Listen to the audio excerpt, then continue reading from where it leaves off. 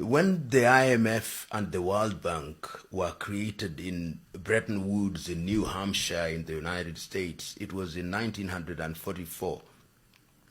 None of the African countries participated in its creation. It was British and American economists, and it was specifically designed at that time during the rebuilding of Europe, the implementation of the Marshall Plan. And when we regained our independence as African countries, were then grafted into it. IMF and World Bank are economic enslavers.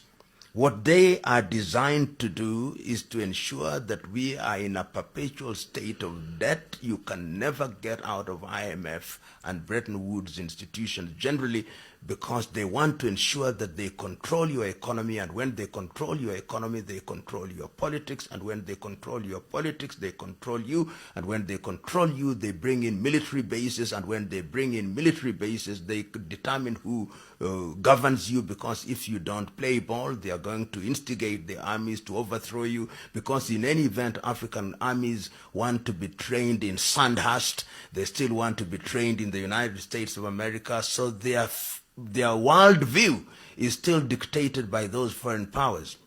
What we must do as a continent is to use our institutions for purposes of financing our affairs. The African Development Bank was going to be such an engine, but you now know that it has almost 88 shareholders. The second largest shareholder is the United States of America.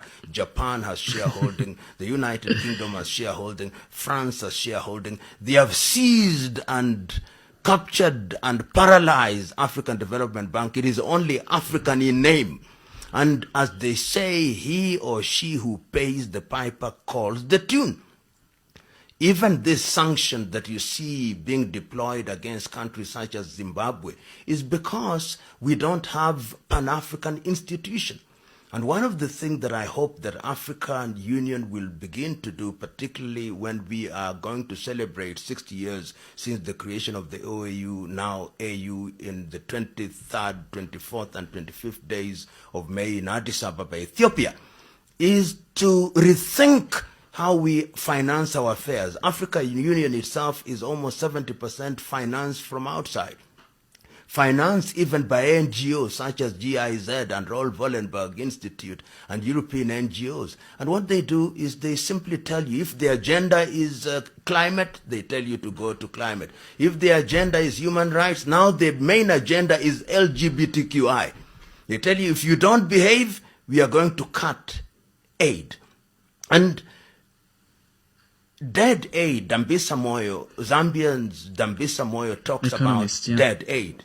And Greg Mills talks about why Africa is poor and what Africa can do about it. I think that should look at these books and what they have written in terms of research very keenly. There's a good book which has been written by the Korea Ha-Joon Chang called The Bad Samaritans. And in The Bad Samaritans, he actually specifically talks about and against the IMF and its activities in the continent of Africa and in Latin America and elsewhere, and arrives at the conclusion that as long as we are dependent on IMF and World Bank, our economies are simply going to be shadow economies of the American economy or the Russian economy or the Chinese economy or the British economy or the European Union economy. And the time is now. Latin America at a certain stage, Chile and Argentina actually, and Brazil, succeeded in winning themselves off the breasts of the IMF and World Bank. We must now do it. If we don't, you'll be amazed. And even at a small level, we can make all these organizations irrelevant. Danida, SIDA, this little organization. We tell them we don't want your money. They give you $100,000, they think they own you and own your future generation. They ask you to write report every week, and they proceed from the premise that you are a thief. You are stealing from them anyway. You have no independence. Your dignity is lost. So today, through my foundation, now we want to raise funds, but only from Africans. I believe that there are African millionaires and billionaires who, if we are able to persuade them that we are going to do a good job, should be the ones that are going to finance and fund us. Not George Soros or Bill and Melinda Gates, or Tony Blair Institute. These are neo-colonialists whose only agenda is to control us and to manipulate us. And when they sit, they look at us and say, oh, these God-forsaken people.